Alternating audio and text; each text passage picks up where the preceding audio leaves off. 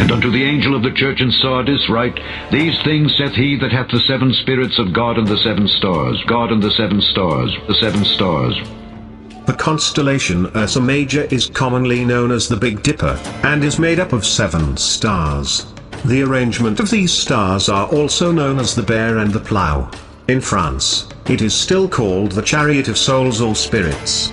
It is now suggested that the Elohim of the Hebrew Genesis had their phenomenal origin in the 7 great stars of the Bear, and that the 7 Elohim are the same personages and types as the 7 Rishis of India, the 7 spirits of the Great Bear found in Egypt, China and Japan, the 7 Knemu or pygmy sons of Ptah, the 7 Kabiri, the 7 Amshaspands of the Persians, the 7 princes of the Cabalist chariot, the 7 Titans with Cronus, the 7 Greek Heliades or sons of Helios, the 7 Hathors, the 7 cows, Ra with his 7 souls, the 7 pillars of wisdom, the 7 doors in the cave of Mithras, the 7 steps of the Masonic ladder, the candlestick with 7 branches, the 7 enclosures of the Jewish temple, the 7 tablets and the 7 spirits before the throne. The throne is the constellation Cassiopeia. Ursa Major is right in front of this constellation. John to the 7 churches which are in Asia. Grace be unto you and peace from him which is, and which was, and which is to come, and from the 7 spirits which are before his throne. The Apocalypse says, And out of the throne proceeded lightnings and thunderings and voices. And there were 7 lamps of fire burning before the throne, which are the 7 spirits of God. And before the throne there was a sea of glass like unto crystal. Thus, 7 fiery icon lamps are situated before the throne on which God sits in glory. The sea of glass, similar to crystal, apparently is the sky as observed by the author. The constellations of Cassiopeia and the throne were drawn as Christ sitting on his throne in the Middle Ages. After this, I looked, and behold, a door was opened in heaven. And behold, a throne was set in heaven, and one sat on the throne.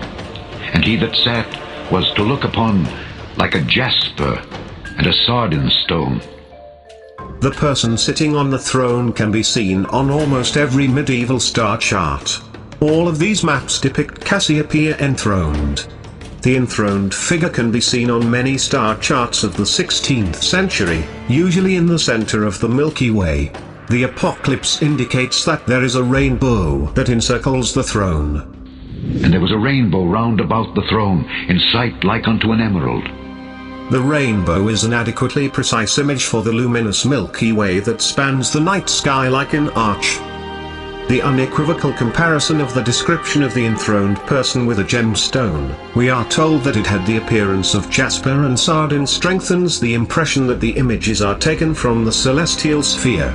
Indeed, the comparison of sun and stars with luminous gems is perfectly understandable and natural. Also, take note, sardine, Greek sardion, from a root meaning red, is a gem of a blood-red color. Jasper is a compact, opaque, cryptocrystalline variety of quartz, and we are told in Revelation 21:11, that it is clear as crystal. And, since we know that it is Christ who sits on the throne, and that Jesus Christ is simply a metaphor for the sun, it can hence be stated with confidence that the jasper and sardine mentioned are representative descriptions of the sun. Jasper appears as to the color white, and is symbolic of the bright white light of day. Sardine is typical of the red flame-colored setting sun. Imagine a gigantic jasper and sardine stone of human or greater dimensions, and think what its appearance would be. It would be white light mingled with red fire. What is that but the sun?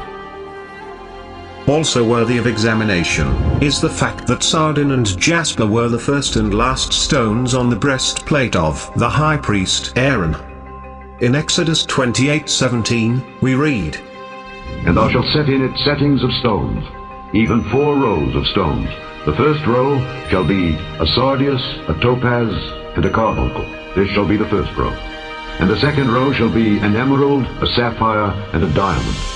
And the third row, a ligure, an agate, and an amethyst. And the fourth row, a beryl, and an onyx, and a jasper. The connection of the 12 zodiacal signs with the 12 tribes of Israel and the 12 stones of the breastplate were acknowledged by Philo and Josephus. Philo asserts that the 12 gems on the priestly breastplate represent the signs in the solar zodiac arranged to correspond to the 4 seasons of the solar year. In this periscope, Philo does not refer to months. The cosmological reference here concerns the sun, that is, the tropical year, divided into seasons, solstices and equinoxes. The 12 stones of the breast, which are dissimilar in color, and are distributed into 4 rows of 3s, what else should they signify but the zodiac circle? For that circle, when divided into 4 parts, constitutes by 3 signs in each case the seasons of the year, spring, summer, autumn and winter, those 4, the transition in each of which is determined by 3 signs, and made known to us by the revolutions of the sun. The association of the constellation of Cassiopeia with Christ, which the Apocalypse actually refers to, was sometimes explicitly depicted on medieval maps. For example, the Book of Radinas contains a picture of a throne with the crucified Cassiopeia upon it. The back of the throne serves as a cross, and the hands of the figure are pinioned to it. This is obviously a version of the Christian crucifix. Therefore, the Apocalypse contains references to the constellation of Cassiopeia, which was actually perceived as the stellar image of Christ, the King, enthroned in the Middle Ages. And round about the throne were 24 seats, and upon the seats I saw 24 elders sitting, clothed in white raiment, and they had on their heads crowns of gold. Any complete astronomy textbook points out that in the days of yore, the sky was divided into 24 wing-shaped segments, that is, into 24 meridional sectors which converge at the poles of the celestial sphere. These sectors are also called sidereal hours, or direct stellar ascension hours. The 24 hours define the celestial coordinate system. Thus, each elder of the Apocalypse is apparently a star hour in the equatorial system of coordinates, which is the division standard for the celestial sphere in astronomy. The white clothing of the elders simply reflects the white color of the stars in the sky. The golden crowns apparently refer to the constellation of the Northern Crown, Corona Borealis, situated close to the zenith, that is, exactly above the heads of all 24 elders or hours or sectors. The Apocalypse says, And before the throne there was a sea of glass like unto crystal. And in the midst of the throne, and round about the throne, were 4 beasts, full of eyes before and behind. This is a description of the celestial sphere which surrounds the constellation of the throne and is strewn with stars, or eyes. The initially obscure reference to a place around the throne becomes intelligible. The actual constellation of the throne is being referred to, as well as the smaller stars scattered all across the background. But what does "were for living creatures and they were covered with eyes" mean? This becomes clear from a casual glance at a star chart. Moreover, in the following passage of the Apocalypse it is clearly said that, And the first beast was like a lion, and the second beast like a calf, and the third beast had a face as a man, and the fourth beast was like a flying eagle. The first beast is the constellation of Leo and represents the summer solstice. The second beast is Taurus the bull, who in that age opened the vernal equinox, that is spring. The third beast is Aquarius the waterman, who appeared at the winter solstice. The viewer will notice that in the Bible, the eagle has been substituted for the scorpion. Scorpio is the only constellation that has 3 signs: the scorpion, the eagle and the phoenix, which is a symbol of transformation and spiritual rebirth. The eagle could also represent the sign of Aquila, which means eagle and is also in that region. According to Godfrey Higgins, the signs of the zodiac, with exception of the scorpion which was exchanged by Dan for the eagle, were carried by the different tribes of the Israelites on their standards. Taurus, Leo, Aquarius and Scorpio, or the eagle, are the 4 signs of Joseph, Judah, Reuben and Dan, were placed at the 4 corners, the 4 cardinal points of the sphere, at the equinoxes and solstices, when the equinox was in Taurus the bull. Nonetheless, the eagle Aquila symbolized the autumnal equinox.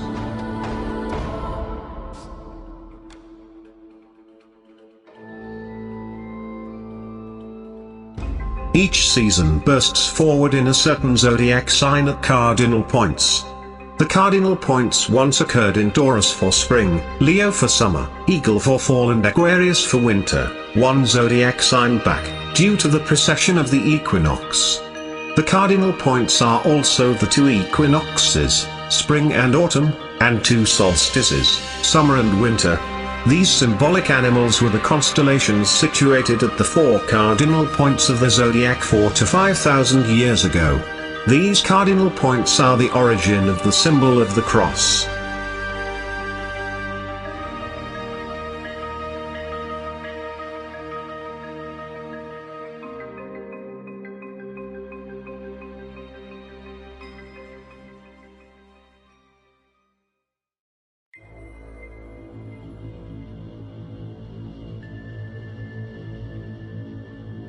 Moreover, an occurrence of suspicion is revealed by the author of the Apocalypse, as we find in the Old Testament, in the book of Ezekiel, the very same description of the same atmosphere and the same four creatures of the zodiac.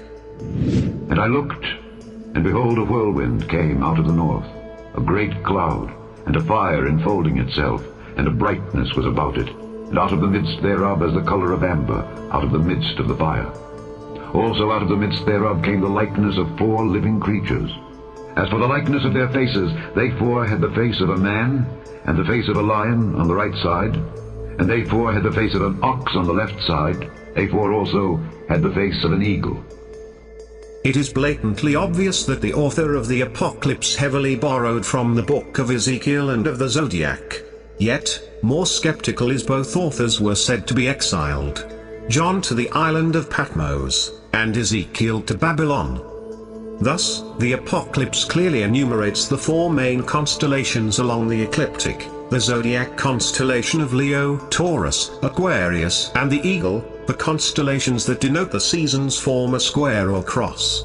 But since there are exactly 24 star sectors, or wings, proceeding from the pole, each one of these animal constellations has exactly 6 sectors of direct ascension, that is, they have 6 wings around them.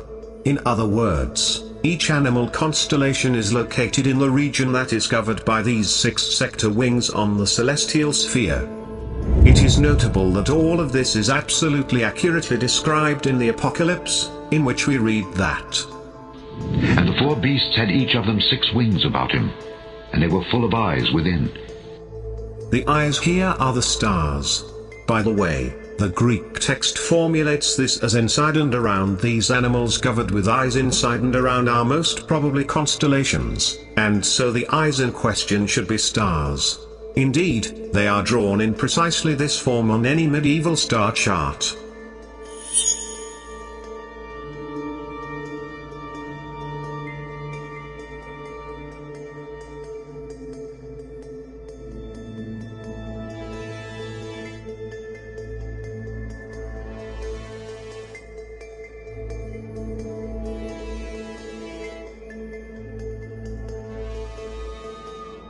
And I saw in the right hand of him that sat on the throne a book, written within, and on the backside, sealed with 7 seals.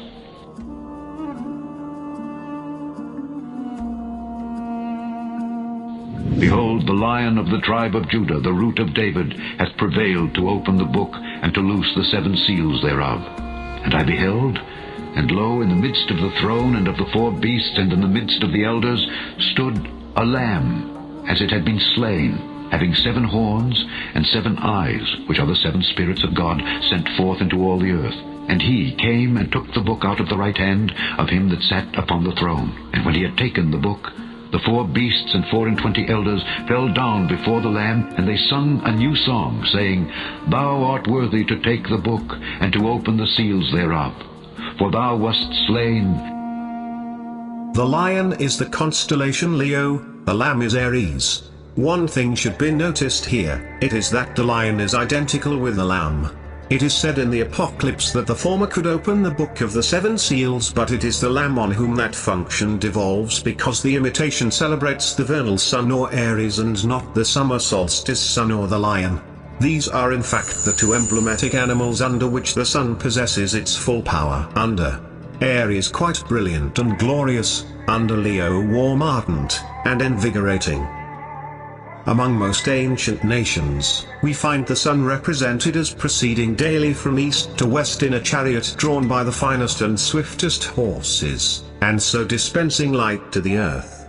In the sacred books of the ancient Persians it is said, "Praise to the sun that drives with 4 horses in his rapid course." Hence, amongst the Persians, horses were sacred to the sun, and were sacrificed to it. Gertius describes a similar procession, in which he says, "The chariot consecrated to Jupiter was drawn by white horses. It was followed by a horse of extraordinary size, which they called the horse of the sun." Herodotus says of the Massagete of the gods, "They worship the sun alone, to which they sacrifice horses." The reason of this custom is, to give to the swiftest of all the gods the swiftest of all animals. Isidore of Seville observes, "The Romans gave the sun a chariot drawn by 4 horses, which by their colors were to represent the 4 seasons and the 4 elements." The sun has 4. It is a rule which cannot be deviated from, a rule established by antiquity for very good reasons. The 4 horses are symbols of the 4 different appearances of the sun, and of the 4 seasons. Their names prove it. According to Fulgentius, they are called Erythraeus, the red, Actian, the luminous, Lampos, the resplendent, and Philogerus, the friend of the earth, which relate manifestly to the different degrees and appearances of the solar light. And I saw when the Lamb opened one of the seals, and I heard, as it were the noise of thunder, one of the 4 beasts saying, "Come and see." And I saw, and behold, a white horse, and he that sat on him had a bow, and a crown was given unto him, and he went forth, conquering and to conquer. First and foremost, all 4 horses are the carriers of the sun, and are colored according to the season its rider represents.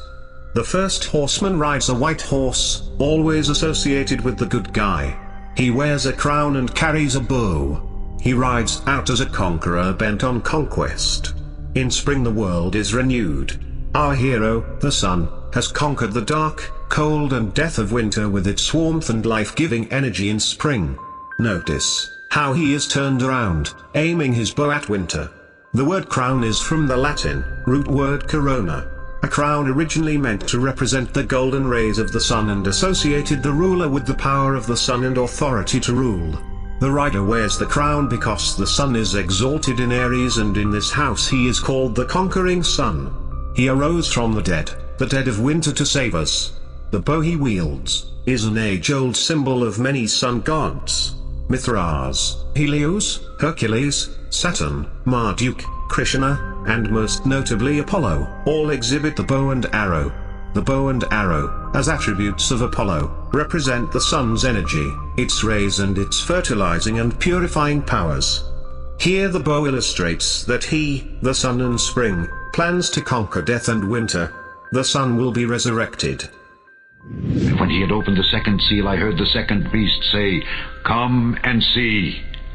And there went out another horse that was red, and power was given to him that sat thereon to take peace from the earth, and that they should kill one another. And there was given unto him a great sword. The red horse and its rider symbolize the summer sun and season. The word here translated as red is formed from the Greek term pyros, meaning fire, certifying the indication of the scorching heat of summer. And this power that was given to him to take peace from the earth, and that they should kill one another, does not apply to any enmity between man and man. It alludes to the destructive aspect of the sun. At times the sun can be as destructive as it is beneficial. Its rays can easily scorch the land, cause drought and leave crops wilted and dead. Not to mention, locust swarms usually occur after severe drought or towards the end of summer. And was given unto him a great sword. Again, the sword is symbolic of the sun. Often, the sword is primarily a mere symbol of martial virtues, especially of manly strength and courage. It is thus also a symbol of power and of the sun, with respect to the active masculine principle as well as to the darting, piercing sword-like rays of the sun. for our ancestors. The heat of the sun in summer became like a devouring lion.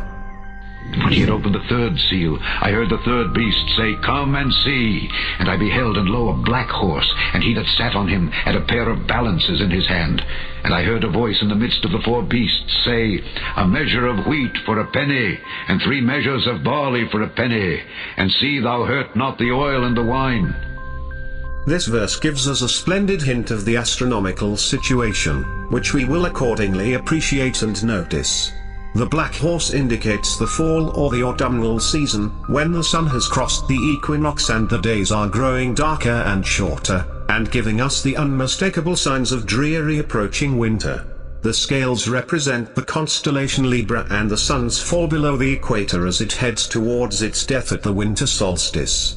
Scales represent the fall equinox, where there is an equal length of day and night. There are 6 months above the equator and 6 months below.